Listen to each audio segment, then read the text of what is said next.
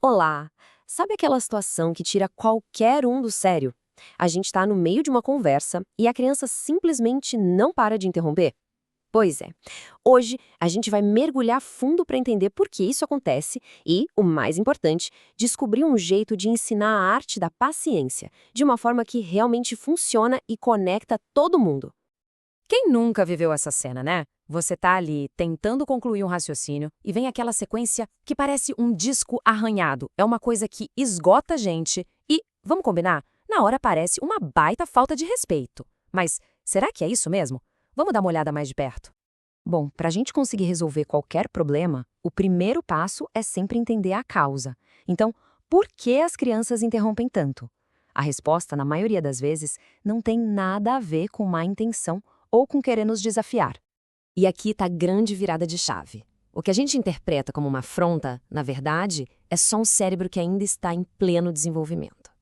Pensa assim, é uma combinação da dificuldade de segurar um impulso com o medo muito real de ser esquecido, de sumir do radar do adulto assim que a atenção vai para outro lugar. E olha só como uma coisa vai se somando à outra. Primeiro, o cérebro ainda não tem aquele freio de mão do impulso bem regulado. Aí você junta isso com aquele pânico de se tornar invisível para a pessoa mais importante da vida dela. E para piorar, muitas vezes a experiência ensinou que interromper funciona. O resultado é exatamente esse comportamento que a gente vê. E aí, no meio da nossa frustração, a nossa reação mais instintiva pode, sem querer, estar jogando mais lenha na fogueira. Vamos ver agora o que a gente costuma fazer e que, na verdade, só piora a situação. E isso aqui ilustra perfeitamente o ciclo vicioso. Quando a gente grita ou manda calar a boca, a gente está ensinando que quem grita mais alto vence, e não que existe respeito na comunicação.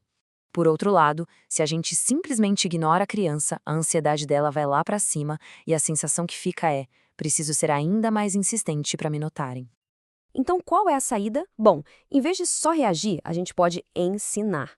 E existe um método bem prático, um passo a passo mesmo, que transforma esse momento de puro estresse em uma oportunidade de ouro para aprender. Vamos passar por esses 6 passos. Tudo começa com um combinado simples e físico, tipo colocar a mão no braço. Aí vem o segundo passo, que é a resposta imediata. Cobrir a mão da criança com a sua. Depois, claro, vem a parte de cumprir a promessa e dar atenção total. É super importante começar treinando com esperas bem curtinhas e não emendar naquelas conversas infinitas, sabe? E para fechar, o reforço. Um elogio bem específico pelo sucesso dela. O grande poder desse método está na simplicidade e na mensagem que ele passa. Aquele toque, sabe, cobrindo a mão da criança, é uma comunicação sem palavras que é extremamente poderosa. É o que quebra o ciclo de ansiedade e diz: eu sei que você está aí. Você é importante. Eu não te esqueci. E logo depois do toque, a gente pode usar as palavras. Essa frase é mágica. Ela valida que a criança foi vista e reforça a promessa de que a vez dela vai chegar. Não é uma bronca, entende? É uma garantia. Isso acalma aquele medinho de ser esquecido e dá a segurança que ela precisa para conseguir esperar. E aí, para fechar com chave de ouro, vem o reforço. Em vez de um muito bem genérico, um elogio que nomeia a ação faz toda a diferença. Ele diz exatamente o que foi feito. Você esperou e ainda reconhece o esforço. Foi difícil. Isso ajuda o cérebro a registrar aquele comportamento como algo positivo, que vale a pena repetir. Agora vamos dar um passo para trás e olhar a foto inteira. O que a gente está construindo com tudo isso? Porque, pode acreditar, o objetivo vai muito, mas muito além de só conseguir ter uma conversa sem ser interrompido.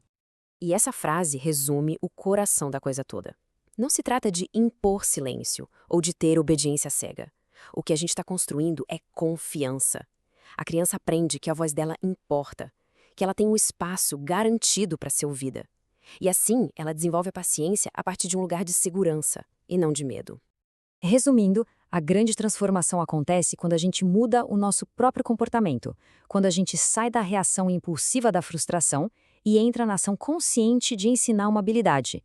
E o resultado não é só menos interrupção, é uma dinâmica familiar com mais respeito, mais conexão e, com certeza, muito menos estresse para todo mundo. E tudo isso nos deixa com uma reflexão final.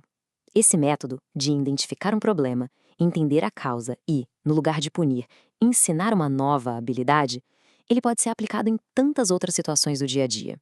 Então a pergunta que fica no ar é: qual outra habilidade de vida seja ela pequena ou grande, pode ser ensinada hoje.